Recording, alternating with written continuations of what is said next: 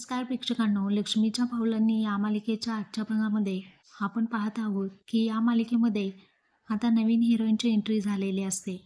कलाचा accident झाल्यानंतर या मुलीनेच तिला हॉस्पिटलमध्ये दाखल केलेलं असतं.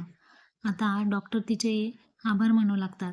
तुम्हाला हार्टचा प्रॉब्लेम असून सुद्धा तुमचा जीव धोक्यात घालून तुम्ही मिसेस चांदेकरांना वाचवलं, त्याबद्दल खरंच तुमचं करावं तितकं कौतुक कमीच आहे.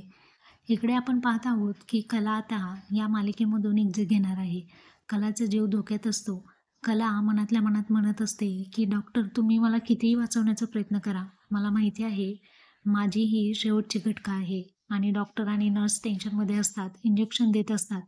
इकडे कलाची अशी अवस्था पाहून अद्वैतच्या पायाखालची जमीनच सरकलेली असते. अद्वैत आबांना म्हणतो, काही करून मला माझी बायको परत हवे. तुमचा देवी आईवरती विश्वास आहे ना, सांगा ना तिला, माझ्या बायकोने काय कोणाचं चुकीचं केलंय. खूप इमोशनल झालेला असतो तो, रडत असतो. आणि त्याच अवस्थेमध्ये देवी आईला जाब विचारण्यासाठी तो मंदिरामध्ये येतो. आणि तिथे आल्यानंतर देवी आईकडे कळकळून प्रार्थना करू लागतो.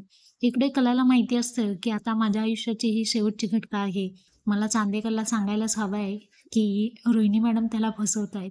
तर कला तिथे असणाऱ्या पेपर आणि डायरीवरती अद्वैत चांदेकरसाठी छान अशा चिठ्ठ्या लिहून ठेवते. त्यावरती ती काही प्रेमाच्या चिठ्ठ्या लिहिते आणि काही एका चिठ्ठीवरती रोहिणी मॅडमचं सत्य जे असतं ते त्याला सांगू पाहत असते. तर